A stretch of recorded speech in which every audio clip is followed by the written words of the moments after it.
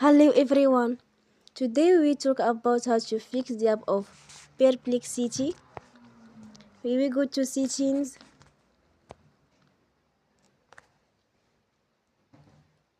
Then we click on apps. After that we will search the app Perplexity and we click. Then you will on for stop. Then we click. Then you will on storage. Then we click on clear cache. In the end, turn off your phone and you will recharge your phone again. Don't forget to support us by like and subscribe. See you next time and thank you for watching.